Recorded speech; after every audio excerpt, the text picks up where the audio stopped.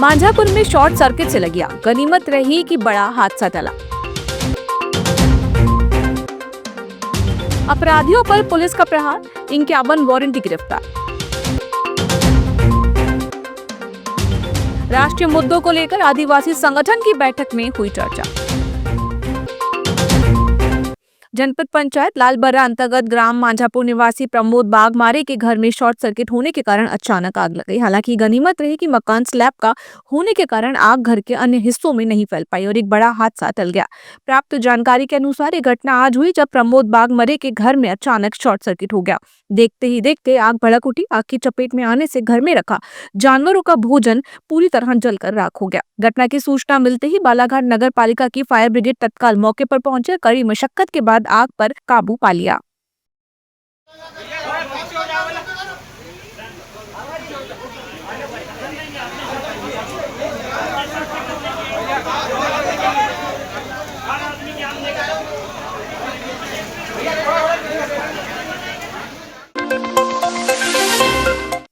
अपराधियों पर नकेल कसने और कानून व्यवस्था बनाए रखने की मंशा से पुलिस द्वारा 13-14 दिसंबर की रात्रि विशेष कॉम्बिंग गश्त की गई। इस दौरान 51 वारंटियों को गिरफ्तार किया गया।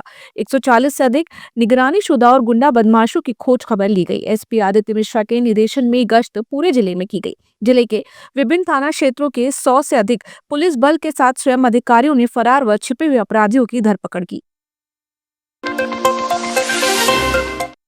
आदिवासी समाज के लिए लागू किए गए कानून अधिकारों का सही तरीके से पालन नहीं किए जाने व जनगणना प्रपत्र में पृथक कॉलम जिसे धर्म कोड से लेते हैं, इसके लिए राष्ट्रीय नीति बनाने की क्या अच्छा विकल्प हो सकता है। ऐसे राष्ट्रीय मुद्दों को लेकर रविवार को स्थानीय कमला नेहरू महिला मंडल सभागार में आदिवासी संगठनों की बैठक आयोजित की गई।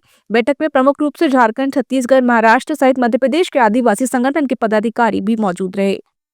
वन अधिकार अधिनियम 2006 अभी तक लागू नहीं हुआ।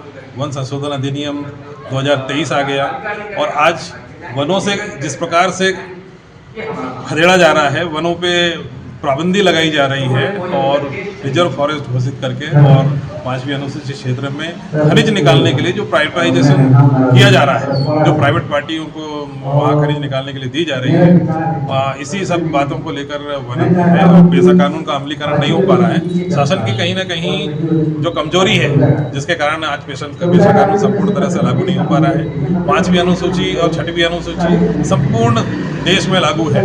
10 राज्यों में 5वीं अनुसूची लागू है, लेकिन आज तक उसको स्थायी रूप से अमल में लाना था, वो आज तक नहीं हो पाया। ना ही वहाँ पे 5वीं अनुसूची के तहत जो कानून बना के राज्यपाल उसको अनुमोदित करता है, उन्होंने नहीं किया। आज 76 वर्ष हम हो गए हमें संविधान लागू हुए, तो इन सारी बातों से हम वंचित हैं। इसके लिए भी आज यहाँ पर बैठे हैं।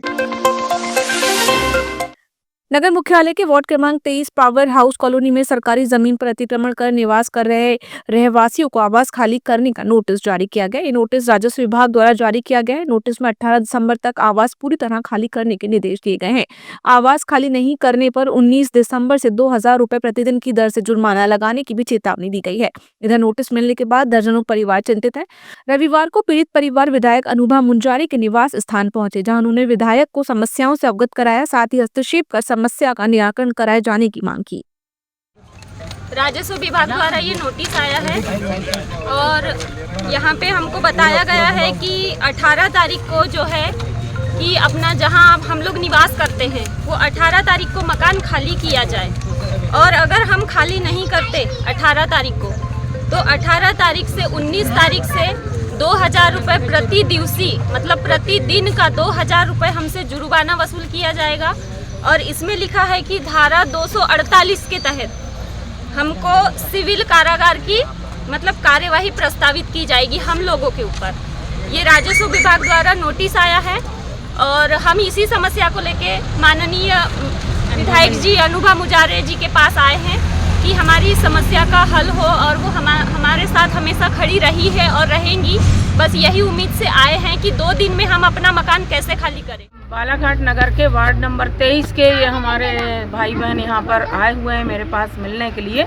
और जैसा कि हम सभी जानते हैं कि जो आकाशवाणी है वहाँ से लगातार जितने भी भवन बनाए गए हैं, मकान बने हुए हैं, उसमें ये आप लोग निवास करते हैं। और सभी अति गरीब परिवार के हमारे लोग हैं और कई वर्षों से, मतलब 25 साल से, कोई 30 साल से, कोई 35 साल से निवास कर रहे हैं। अब अचानक प्रशासन की तरफ से इनको नोटिस जारी किया गया और ये प्रक्रिया 6 महीने से इनकी चालू हो गई है कि इनको वहाँ से हटाने की प्रक्रिया प्रशासन के द्वारा चल रही है। लेकिन मेरा ये कहना है कि वहाँ पर 300 परिवार रहते हैं और अति गरीब परिवार रहते हैं और इतने लंबे समय से वो निवास कर रहे हैं। तो अगर आप प्रशासन अगर उनको हटा रहा है तो हटाने के साथ साथ इनके विस्थापन की व्यवस्था भी प्रशासन को करना होगी। बालाघाट माली फूल माली समाज सेवा समिति के तत्वाधान में वार्षिक उत्सव स्नेह मिलन एवं नव युवक युवती परिचय सम्मेलन 14 दिसंबर रविवार को शहर के वार्ड नंबर 33 गायखुरी में स्थित महात्मा फूले भवन में आयोजित हुआ। कार्यक्रम में 15 युवकों 5 युवतियों ने उपस्थिति जनों के समक्ष अपने परिचय दिया। कार्यक्रम सुबह 11 बजे से प्रारंभ हुआ जो देर शाम तक चलता रहा। इस अवसर पर मुख्य अतिथि के रूप में पूर्व जिला पंचायत अध्यक्ष श्रीमती रेखा बिसेन व विशिष्ट अतिथि नपा उपाध्यक्ष योगेश बिसेन, प्रमुख अतिथि के रूप में UR माटे, UK Bagde, BN Lanjewar, FC लाजेवार, Suresh नंदनधरे, Muralidhar बनकर सहित अन्य उपस्थित रहे। प्रतिवर्ष वार्षिक उत्सव के रूप में करते हैं हम लोग। इसके साथ साथ आज प्रतिभा समाज के जो प्रतिभावान छात्र हैं उनका सम्मान भी करते हैं और साथ में वर वधू परिचय का भी हमारा कार्यक्रम है। तो ये तीनों कार्यक्रम मिला के हम लोग वर्ष में एक बार स्नेह मिलन के रूप में ये कार्यक्रम वार्षिक उत्सव के रूप में हम लोग मनाते हैं। आज के हमारे इस कार्यक्रम के मुख्य अतिथि है माननीय श्री गौरीशंकर जी बिसेन और विशेष अतिथि में मौसम दीदी हैं, मौसम खेड़ी जी, और विशेष अतिथि में ही अध्यक्ष महोदया श्रीमती भारती ठाकुर जी हैं और विशेष अतिथि में ही हमारे उपाध्यक्ष महोदय श्री योगेश बिसेन जी हैं और हमारे जितने भी वरिष्ठ सम्मानीय सेवानिवृत्त सामाजिक कार्यकर्ता हैं वे भी हमारे विशेष अतिथियों में शामिल हैं और साथ में सभी आम जनता हमारी आज के कार्यक्रम के सहभागी हैं।